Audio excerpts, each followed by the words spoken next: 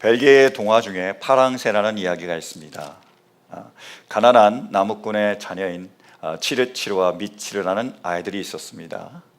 이 아이들이 크리스마스 이브 날 부잣집을 가게 되는데 그 부잣집의 모습을 보면서 너무너무 부러워합니다. 야, 저렇게 풍성한 음식, 저렇게 맛있는 그런 음식들, 그리고 이런 모든 화려한 데코레이션들, 그래서 야, 참 부럽다라는 생각을 갖게 됐습니다. 그런데 그때 요술쟁이 할머니가 짱 나타납니다. 그 할머니가 그 아이들에게 얘기해요. 너희가 파랑새를 찾으면, 이 파랑새를 너희가 찾게 되면 이런 행복을 너희가 누릴 수 있을 거야 라고 얘기를 합니다. 그래서 이 치르치르와 미치르가 파랑새를 찾아 길을 떠납니다. 그래서 그들이 그 추억의 나라도 가게 되고요, 그리고 밤의 궁전도 가게 되고요, 행복의 궁전도 가게 되고, 여러 나라를 돌아다니고 여러 곳을 돌아다니면서 신기하고 진기한 많은 일들을 경험하게 됩니다. 근데 안타깝게도 아무리 찾고 헤매고 돌아봤지만 파랑새를 찾을 수가 없었습니다. 그래서 터털터털, 너털너털, 털털털털 다 내려놓고 그들이 실망함을 가지고 집으로 돌아옵니다. 집에 와서 딱 봤더니요, 자기들이 이제까지 길렀던 그 새장 안의 새가 파랑새였습니다. 그것이 파랑새죠. 행복은 어디 있다고요? 가까운 곳에 있습니다. 지금 우리 6월이 시작이 됐습니다. 6월 그리고 7월 이 2달 동안에 시편 말씀을 가지고 우리가 계속 묵상해 나가기를 원합니다. 근데 시편 1편 1절은 이렇게 시작합니다. 복 있는 사람은.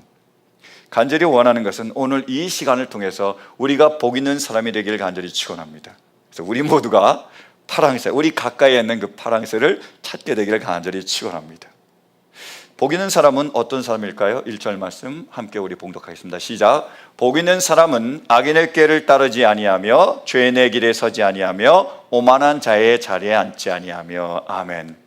복 있는 사람은 죄, 그것을 머리로 생각하지 않습니다. 그리고 죄인의 길에 같이 동참하지 않습니다. 그리고 죄인들과 함께 그 죄인의 자리에 들어가서 그들과 함께 지내며 그리고 그들과 함께 물들지 않는 겁니다. 그래서 성경에 보면 이 죄를, 이 악을 하말티아라고 표현하고 있습니다. 하말티아는 뭐냐? 여기에 관역이 있는데 그 관역을 맞추지 않고 벗어나는 것이 바로 하말티아입니다. 하나님의 말씀이 있는데 그 말씀을 명중시키지 않고 말씀에서 벗어나는 게 바로 죄악이죠. 그럼 복 있는 사람이 어떤 사람이라고요? 하나님의 말씀에서 벗어나는 사람들이 아닙니다. 그럼 복 있는 사람이 어떤 사람일까요? 그 관역을 맞추는 사람이 바로 복 있는 사람들이죠. 그래서 복 있는 사람들이 어떻습니까? 2절 말씀 보실까요? 자, 함께 복독합니다. 시작. 오로지 주님의 율법을 즐거워하며 밤낮으로 율법을 묵상하는 사람이다. 아멘. 바로 복 있는 사람은 여호와의 율법을 즐거워하는 사람입니다. 복 있는 사람은 여호와의 율법을 묵상하는 사람입니다. 여기서 묵상하다를 원어로 살펴보면 하가라고 되어 있습니다. 하가는요, 어떤 말들을 계속해서 반복해서 말하는 것, 중얼거리는 것, 그것을 하가라고 얘기합니다. 그래서 말씀을 읽고 그냥 읽은 걸로 끝나지 말고 그 말씀을 계속 되풀이해서 말하는 게 하가예요. 그래서 이 말씀이 영어로 보면 meditation이라고 그러잖아요. 묵상을요. meditation은 원래 소의 되새김질에서 왔습니다. 소는요, 풀을 뜯어 먹을 때, 맛있는 풀이 있을 때 엄청 뜯어 먹습니다. 근데 그게 소화가 다 안 돼요. 그러면 그 풀들을 위에다가 따로 저장을 해 놓습니다. 그리고 또 자기가 한가할 때나 시간이 있을 때 다시 그 위에 있는 풀들을 꺼냅니다. 입으로요. 그리고 다시 씹어서 그 되새김질을 합니다. 그래서 소화를 시키는 거예요. 이것이 메디테이션입니다. 그래서 묵상은요, 되새김질입니다. 저도 묵상을 딱 할 때, 하나님의 말씀을 읽을 때 어떨 때는 아하라는 모멘트가 오지만 어떨 때는 왜 이 말씀을 주셨는지, 이 말씀에 있는 깊은 의미가 뭔지는 잘 와닿지 않을 때가 있어요. 그럼 제가 하루 종일 그 말씀을 되새기면서 묵상합니다. 그게 안 되면 며칠 제가 그 말씀을 가지고 묵상을 해요. 가끔씩 그 말씀을 떠올리고 무슨 일까? 라고 의미를 생각하거나, 어떨 때는 몇 달 혹은 몇 년 걸려서 제가 묵상한 말씀도 있습니다. 그런데 그렇게 하다 보면 아하라는 모먼트가 옵니다. 아, 이래서 하나님께서 이 말씀을 주셨구나. 이래서 하나님께서 나에게 이 말씀을 주시고 이 말씀대로 하기를 원하신구나 라고 깨달을 때가 있습니다. 이게 하가지요. 그런데 복 있는 사람이 어떤 사람이죠? 말씀을 깨달을 뿐만 아니라 뭐요? 말씀대로 하는 사람이 복 있는 사람입니다. 그래서 복 있는 사람이란 여호와의 율법을 즐거워하며 그 율법을 주야로 묵상하며 그 율법대로 행하는 사람입니다. 그래서 우리 모두가 이런 복 있는 사람이 될 수 있기를 간절히 축원합니다. 왜요?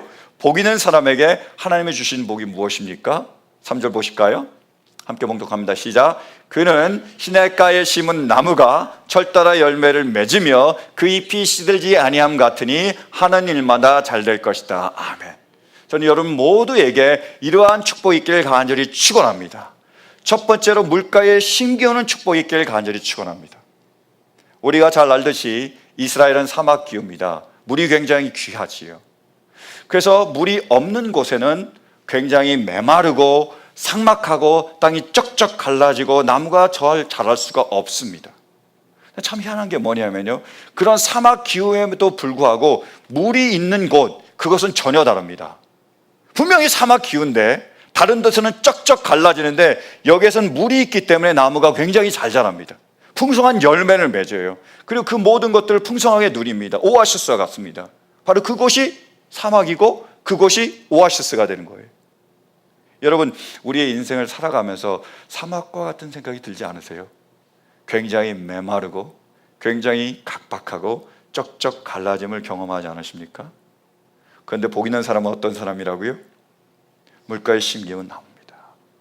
생수를 계속 공급받습니다. 어떻게 되죠? 풍성함이 있습니다. 오아시스 같다라는 거예요. 저는 간절히 원하는 것은 우리 모두에게 이런 은혜가 있기를 간절히 축원합니다. 그래서 정말로 이 사막 같은 세상을 살더라도 주님이 주시는 이 풍성함을 누릴 수 있는 축복이 있기를 간절히 축원합니다. 두 번째로 어떤 축복을 주시죠? 철 따라 열매를 맺는 축복을 주십니다. 여러분, 우리가 계획했습니다. 그리고 그를 열심히 우리가 일했습니다. 진행해 갔습니다. 추진했습니다. 근데 정말로 그 일이 열매를 맺어야 되는데 꽝 그러면 어쩌죠? 실망되고 좌절되고 우리가 낙담하게 되잖아요. 근데 복 있는 사람은 어떻다고요? 열심히 계획했습니다. 그 일을 열심히 감당했습니다. 그러다가 어떻게 된다고요? 열매를 맺는 거예요. 결과를 얻게 됩니다. 저는 이런 축복이 있길 간절히 바랍니다. 그래서 우리가 열심히 계획하고 그리고 우리가 열심히 일했던 그 모든 일들이 철마다 우리가 가장 원하는 때에 응답받고 이루어지는 은혜가 있기를 간절히 축원합니다. 세 번째 어떤 축복이죠? 잎사귀가 마르지 않습니다. 놀라운 축복이죠. 어떤 분이 그러시더라고요. 성공하는 것은 어렵다. 그러나 성공을 유지하는 것은 더 어렵다. 탑 투 탑, 탑에 오르는 것은 어렵다. 근데 그것을 유지하는 것은 더 어렵다라는 거죠. 우리가 계획했습니다. 그래서 우리가 열심히 해서 그것을 이뤘어요. 근데 그게 한순간에 확 날아가면 어떻게 됩니까? 안 되잖아요. 제가 간절히 바라는 것은 우리가 그렇게 열심히 애썼고 이뤘고 세워놓은 그 모든 것들이 계속 유지될 수 있기를 간절히 바랍니다. 그래서 이 잎사귀가 마르지 아니하는, 영원히 마르지 않는 축복이 있기를 간절히 축원합니다. 네 번째가 뭐죠? 하는 일마다 잘 될 것이다. 더 이상 설명이 필요 없죠. 이러한 축복이 있기를 간절히 축원합니다. 우리가 복 있는 사람이 돼서 이 시편 1편의 축복의 말씀이 우리 가운데 이루어지기를 간절히 축원합니다. 근데요, 이 말씀을 조금 더 깊이 살펴보기를 원합니다. 좀 더 깊이 우리가 들어가서 보자고요. 자, 복 있는 사람은 여호와의 율법을 즐거워하며 그 율법을 묵상하며 그 율법대로 행하는 사람입니다. 그럼 여호와의 율법이 뭐죠?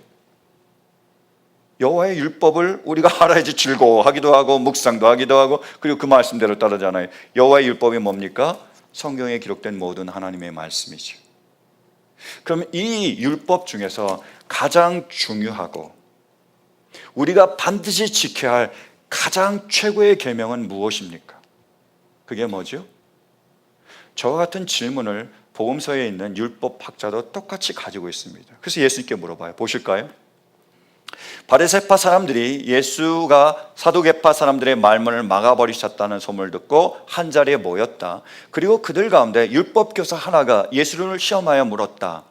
선생님, 율법 가운데 어느 계명이 중요합니까? 예수께서 그에게 말씀하셨다. 내 마음을 다하고 내 목숨을 다하고 내 뜻을 다하여 주 너의 하나님을 사랑하라 하였으니 이것이 가장 중요하고 으뜸 가는 계명이다. 둘째 계명도 이것과 같은데 내 이웃을 내 몸과 같이 사랑하라 한 것이다. 이 두 계명에 온 율법과 예언서의 본뜻이 달려있다. 아멘. 율법을 주셨는데, 하나님의 말씀을 주셨는데 가장 중요한 최고의 계명이 뭐라고요? 하나님 사랑, 이웃 사랑입니다. 이 두 가지예요. 하나님 사랑, 이웃 사랑이 바로 율법의 본뜻입니다. 근데 예수님께서는요, 요한복음 13장에 가면 이 두 가지를 하나로 묶어주십니다. 그게 뭘까요? 보실까요? 자, 함께 봉독합니다. 시작. 이제 나는 너희에게 새 계명을 준다. 서로 사랑하여라. 내가 너희를 사랑한 것 같이 너희도 서로 사랑하여라. 아멘. 뭐라고요? 우리가 서로 사랑하는 것이 율법의 완성입니다. 우리가 서로 사랑하는 것이 바로 하나님이 말씀하시는 축복의 근원입니다. 그리고 우리가 사랑하는 이 사랑이 뭐라고? 그게 파랑새예요. 그래서 저는 우리 모두가 이렇게 사랑할 수 있기를 간절히 축원합니다. 사랑은요, 먼저 작은 것입니다. 크고 엄청나게 놀랍고 거창한 게 아닙니다. 너무너무 힘들어서 우리가 할 수 있는 게 아니에요. 마태복음 25장에 보면 예수님께서 양과 염소로 나누십니다. 이쪽은 오른쪽은 양입니다. 이쪽은 왼쪽은 염소였어요. 지금 이렇다는 얘기가 아니라 예수님께서 그렇게 나누셨다는 얘기입니다. 그래서 이쪽 양들에게 예수님께서 이렇게 말씀하셨습니다. 보실까요? 그때 임금은 자기 오른쪽에 있는 사람들에게 말하기를 내 아버지께 복을 받은 사람들아, 와서 창세 때로부터 너희를 위하여 준비한 이 나라를 차지하여라. 너희는 내가 줄일 때에 내게 먹을 것을 주었고, 목마를 때에 마실 것을 주었으며, 나그네로 있을 때에 영접하였고, 헐벗을 때에 입을 것을 주었고, 병들어 있을 때에 돌보아 주었고, 감옥에 갇혀 있을 때에 찾아주었다 할 것이다 라고 말씀하셨습니다. 그러자 그들이 묻죠. 아니, 우리가 언제 그랬습니까? 라고 물으니까 예수께서 뭐라고 말씀하시죠? 너희가 지극히 보잘것없는 사람 하나에게 한 것이 바로 나에게 한 것이다 라고 말씀하셨습니다. 네, 여러분, 제가 한번 여쭤볼까요? 그들이 너무너무 큰 일을 했습니까? 그들이 너무너무 거창한 일을 했습니까? 그들이 한 게 뭐죠? 옆에 있는 사람이 배고팠습니다. 그러니까 뭐라고요? 자기도 먹고 싶지만 보리떡 5개, 물고기 2마리를 내놓는 거예요. 옆에 있는 사람을 보니까 목이 마른 거예요. 그러니까 자기가 물병 2개 중에 한 병을 줬습니다. 좀 마시세요. 이 사람이 너무 아파서 병들어 누워 있습니다. 그러니까 뭐 했다고요? 신부한테 간 거예요. 병원 안 간 겁니다. 아프세요? 어떠세요? 그래서 중보해서 기도해 준 것뿐입니다. 여러분, 예수님께서 지금 우리에게 놀라운 말씀을 하고 계시잖아요. 우리가 그렇게 작은 것 하나를 했을 때 뭐라고 말씀하고 계시죠? 다시 한번 보실까요? 34절이요. 그때 임금은 자기 오른쪽에 있는 사람들에게 말하기를, 이제 이쪽에 하겠습니다. 내 아버지께 복을 받은 사람들아, 와서 창세 때로부터 너희를 위하여 준비한 이 나라를 차지하여라 라고 말씀하셨습니다. 우리가 떡 좀 주고, 우리가 물 좀 나눠주고, 우리가 좀 병름한 신방을 갔는데, 이것을 가지고 하나님께서는 이 복 있는 사람들아, 너희가 이 나라를, 이 천국을, 이 잔치를 참여해라 라고 말씀하신 거예요. 그게 사랑인 겁니다. 안수현이라는 내과 의사가 있었어요. 제가 참 존경하는데요, 이분은 의사였지만 진정한 그리스도인이었습니다. 그래서 날마다 여호와의 율법을 즐거워하고 그 율법을 묵상하고 그 말씀대로 따르려고 했습니다. 그 사람들 만나면 사랑하고요, 복음을 전했습니다. 근데 이분이 33살 때 군대에 가서 군의관으로 일하다가 유행성 출혈에 걸려가지고 죽었습니다. 근데 이분이 죽자 장례식에 사람들이 모였는데요, 4,000명 이상이 왔습니다. 여러분, 별로 대단하지 않다고 여기시는 것 같은데요, 여러분, 우리가 죽으면 장례식에 몇 명이나 올 것 같으세요? 우리가 살아있는 동안에 얼마나 많은 사람들에게 그들이 우리 장례식에 올 만큼 영향력을 미쳤다고 생각하십니까? 대통령이 죽으면, 어떤 갑부가 죽으면 사람들이 많이 모일 수 있지만 그런 사람들이 아니라 진정으로 우리를 사랑하고 진정으로 우리에게 받은 것이 너무너무 커서 이것을 갚을 길이 없고 우리를 떠나보는 것이 그리워서 너무 고마워서 우리 장례식에 찾아올 사람이 몇 명이라고 생각하십니까? 어떠세요? 몇 명이나 왔다고요? 4,000명이나요. 대단한 겁니다. 놀라운 거고요, 부러운 거예요. 정말로 값지고 의미 있고 후회 없는 삶을 산 게 아닙니까? 그렇죠?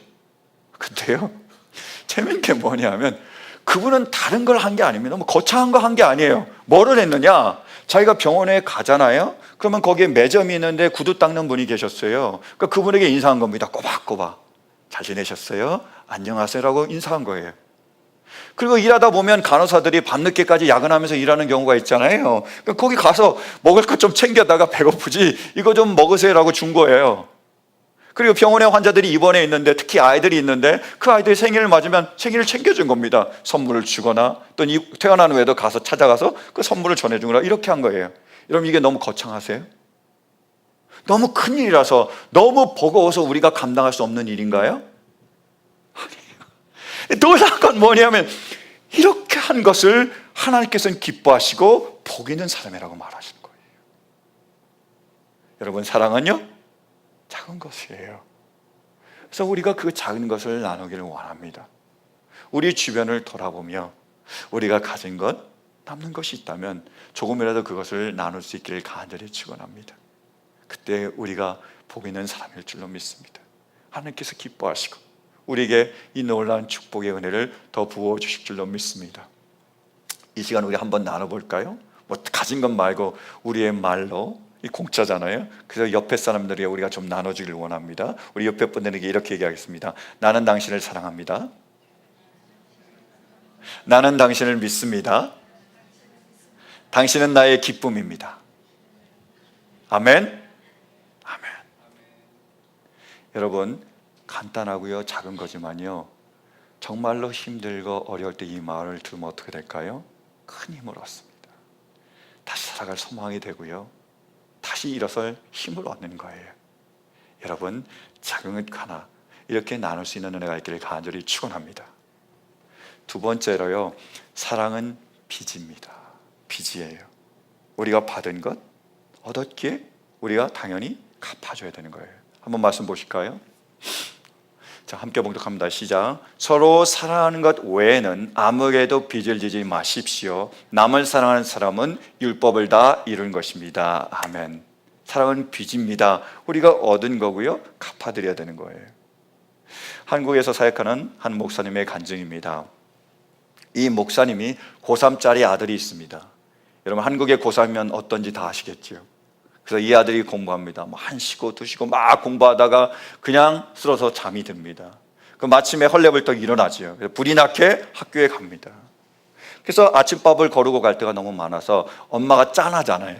우리 사랑하는 아들이 이렇게 애쓰는데 이렇게 공부하는데 아침이라도 조금이라도 먹었으면 좋겠다라고 생각해서 그 어머니는 사모님은 매일 비빔밥을 만듭니다. 한꺼번에 먹을 수 있게요. 그래서 나물도 넣고 고기도 넣고 참기름도 부어가지고 비빔밥을 만들어서 그냥 한 번, 두 번 먹고 가도록 한 숟갈, 두 숟갈이라도 뜨도록 준비를 해놔요. 그럼 이 아이가 눈 비비면서 일어났다가 한 숟가락, 두 숟가락 먹고 갈 때도 있고 아니면 너무 바쁘면 그것마저도 못 먹고 갈 때가 있습니다. 그럼 비빔밥이 남잖아요. 누가 먹죠? 그래서 목사님이 먹어야 되는 거예요. 그래서 이 아들이 안 먹고 가면 그 목사님이 먹습니다. 하루는 또 이 아이가 밥을 먹지 않고 갔습니다. 남았어요. 그래서 그 목사님이 밥을 먹는데 딱 하고 돌을 씹었습니다. 근데 그 순간에 입에서 다행이다라는 말이 나왔어요. 왜 다행이죠? 그쵸? 우리 아들이, 이 고생하는 아들이 한 숟가락 두 숟가락 먹다가 이 돌을 씹었으면 얼마나 아팠을까. 내가 먹다가 돌을 씹으니까 다행이다 이렇게 얘기한 거예요. 그러면서 이렇게 덧붙이시더라고요. 그것은 놀라운 일이 아니라 당연한 일입니다. 왜냐하면 제 아버지가 그렇게 나를 사랑하셨습니다. 나는 그런 사랑을 받았는데 아버지께 갚을 길은 없고 그래서 우리 아들에게 하는 것 이건 당연히 내가 될 일입니다 라고 얘기를 하시더라고요. 사랑은 빚이죠. 근데 저는 그 간증을 들으면서 저희 하나님 아버지를 생각해 봤습니다. 여러분 우리는 하나님께 받았습니다. 머리부터 발끝까지 다 받았어요. 다 받았잖아요. 그리고 하나님께서는 우리에게 시간도 주시고 우리에게 물질도 주시고 또 우리에게 재능도 주셨습니다. 우리가 이 모든 것들 다 받았어요. 우리가 이것을 다 받았으니까 갚아드리는 거예요. 하나님, 보이지 않는 하나님께 갚아드릴 수 없으니까 하나님이 사랑하는 그리고 하나님의 자녀들인 양인 그분들에게 우리가 나누는 겁니다. 시간도 나누고 물질도 나누고 그리고 또 우리의 재능도 나눠드리는 거죠. 근데 이렇게 나눴을 때 그들이 우리에게 갚아주지 않을지 모릅니다. 이렇게 한다고 그들이 고마워하거나 알아주지 않을지 몰라요. 그죠? 무슨 상관입니까? 우리가 당연히 할 일을 우리가 했을 뿐이에요. 하나님께 받았으니까, 우리가 받은 빚이니까 갚아드렸을 뿐입니다. 당연히 할 일이니까 당연하게 여겨야 된다는 거죠.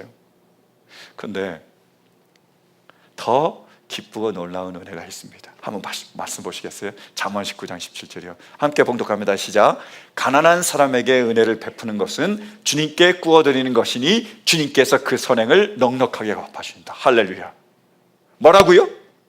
우리가 하나님께 다 받았습니다. 모든 것을 다 받았어요. 그래서 하나님께 갚을 길이 없으니까 그냥 나눠드린 건데, 하나님께서는 그들이 우리에게 갚아주지 못할 때 그것을 뭐요? 또 빚진 것으로 생각하신다는 거예요. 기뻐하시면서. 그럼 뭐예요? 다시 갚아주신다는 거예요. 아니, 본인이 다 주셨는데, 그래서 우리가 다 갚지는 못하고 그냥 조금 나눠드린 건데, 그것을 기뻐하시고 그것을 너무너무 사랑하시면서 우리에게 다시 그들이 갚아주지 못할 때 갚아주시겠다고. 사랑은 뭐죠? 수지 맞는 장사입니다. 그게 사랑이에요. 사랑하는 성도 여러분, 그러므로 우리가 이렇게 수지 맞는 장사를 할 수 있기를 간절히 축원합니다. 그리고요, 사랑은 하나됨입니다. 하나됨이에요. 한번 말씀 보실까요? 요한복음 13장. 내가 그들 안에 있고 아버지께서 내 안에 계신 것은 그들이 완전히 하나가 되게 하려는 것입니다. 그것은 또 아버지께서 나를 보내셨다는 것과 아버지께서 나를 사랑하신 것과 같이 그들도 사랑하셨다는 것을 세상이 알게 하려는 것입니다. 아멘. 예수님과 하나님 아버지는 서로 사랑하셨습니다. 그래서 완전한 하나가 되셨어요. 마찬가지로 우리도 서로 사랑할 때 뭐라고요? 완전 하나가 됩니다. 사랑은 우리를 하나 되게 하는 거예요. 제가 전에 소개해드렸던 장바니에라는 분이 계십니다. 이분은 1963년에 중증 장애인들이 감금되어 있는 그 격리 수용소에 갔습니다. 너무너무 열악하고요, 너무너무 끔찍해서 도저히 두고 볼 수가 없었어요. 그래서 그 중증 장애인 두 분을 모셔다가 집에서 같이 살았습니다. 그냥 단지 모셔다가 같이 살기 시작했는데 이 일이 점점 커지더니 수많은 사람들이 이 일에 동참하게 되고요. 그래서 지금은 전 세계에 지부를 둔 라르쉬라는 공동체가 되었습니다. 그래서 라르쉬는 간단합니다. 비장애인과 장애인이 그냥 함께 사는 거예요. 그게 답니다. 그게 공동체예요. 근데 이 라르쉬에 대해서 이 장바니아는 이렇게 얘기를 합니다. 사람들이 내게 당신 참 좋은 일을 하는군요 라고 말하면 기분이 상한다. 나는 좋은 일을 하는데 관심이 있는 게 아니다. 나는 공동체로서 교회의 비전, 장애인들과 더불어 복음의 뿌리를 둔 공동체를 만들어 삶을 함께 하는 데 관심이 있다. 우리는 더불어 사는 형제 자매다. 예수님은 정글과 같이 서로 싸우는 사회가 아니라 한 몸이 되라고 우리를 부르신다.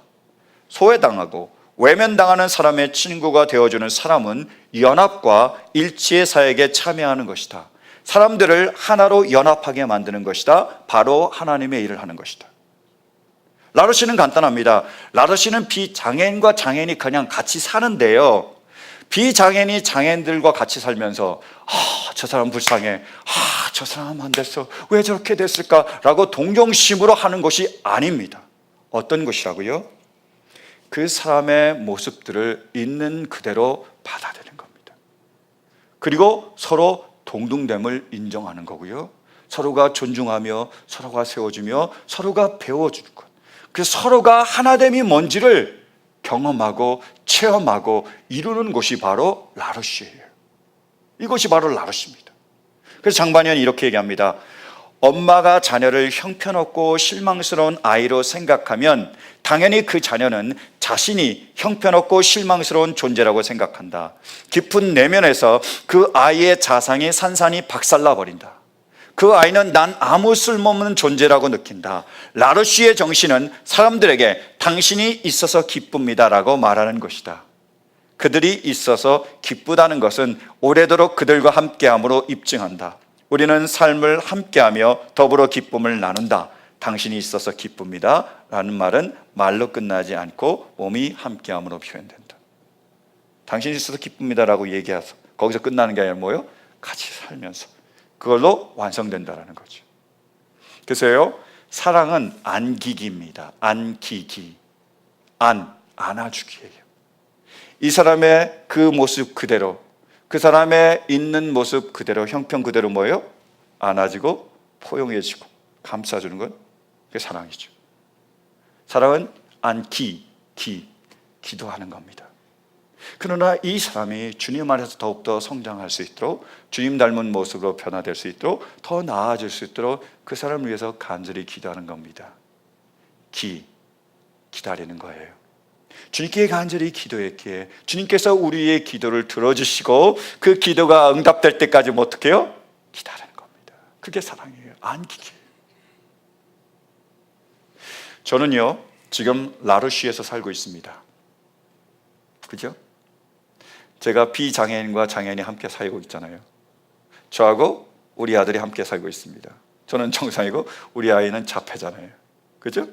그래서 저희가 이 아이와 같이 살면서 하나님의 놀라운 메시지를 듣게 됩니다. 그래서 제가 엔젤이라고 그러잖아요. 엔젤은 메신저라는 뜻도 있습니다. 많은 메시지를 들었습니다.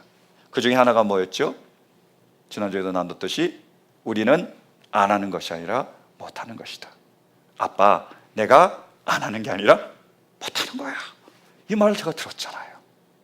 그래서 제가 그 메시지 때문에 그 아이를 있는 모습 그대로 받아줬습니다. 그래서 하나됨이 뭔지를, 그 모습 그대로 받아주는 게 뭔지를 제가 배우게 됐습니다. 그게 뭐예요? 안아주기. 사랑에 해서 우리가 잘 안아주죠. 또한 저는 우리 아들 위해서 기도합니다. 하나님, 우리 아들의 이름이 성찬입니다. 하나님을 찬양하는 이 아이의 이름처럼 살았으면 좋겠습니다. 하나님을 찬양하며 하나님께 영광 돌리며 찬양 사역자로 쓰임을 받았으면 좋겠습니다.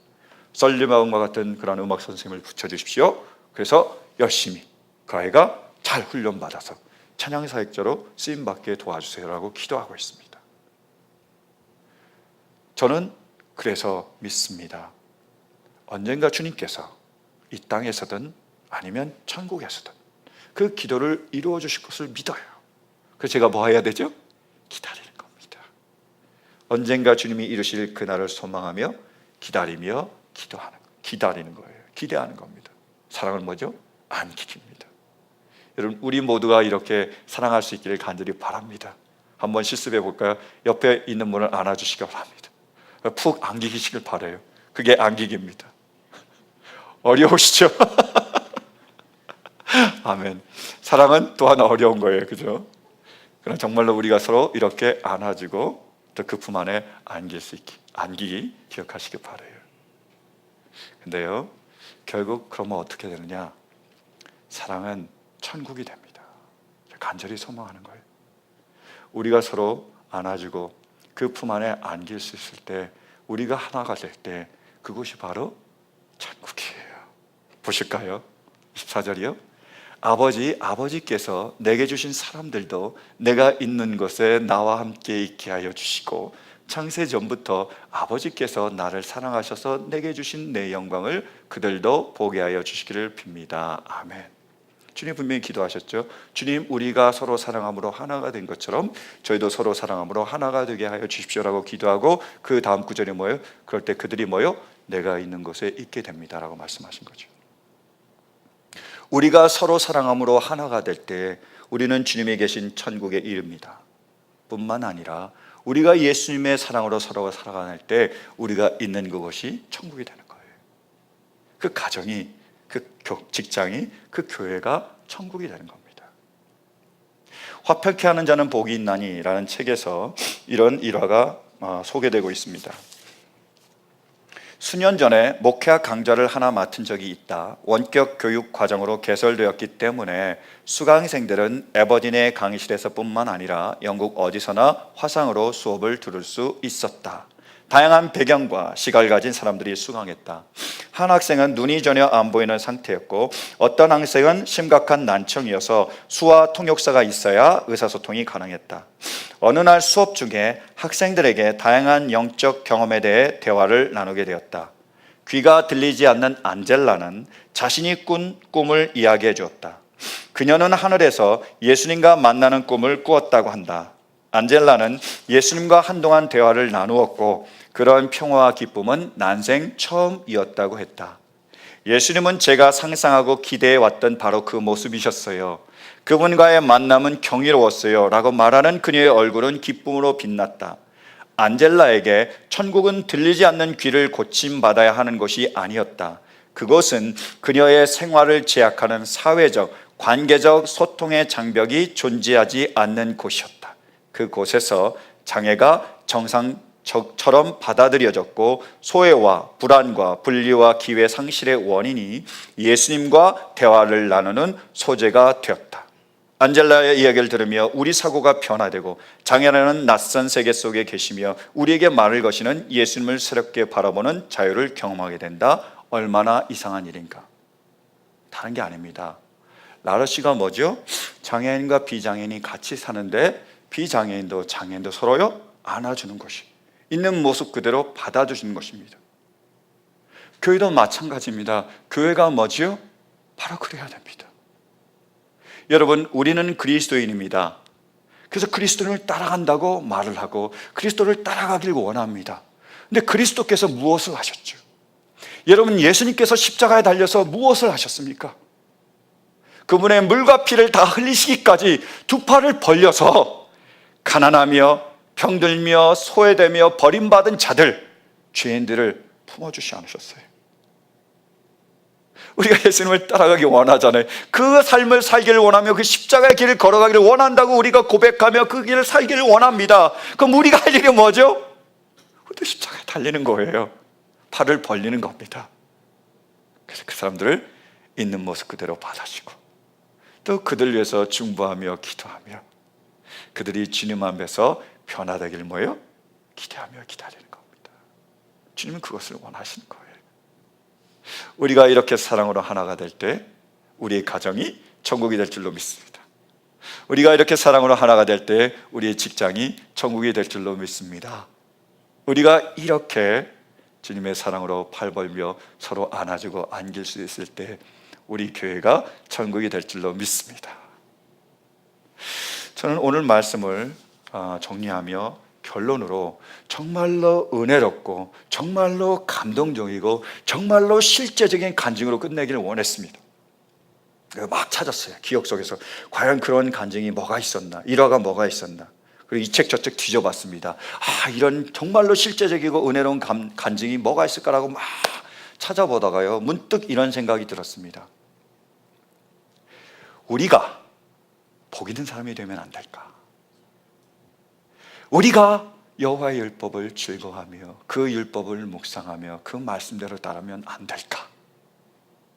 우리가 서로 사랑함으로 안아주고 하나가 되면 안 될까?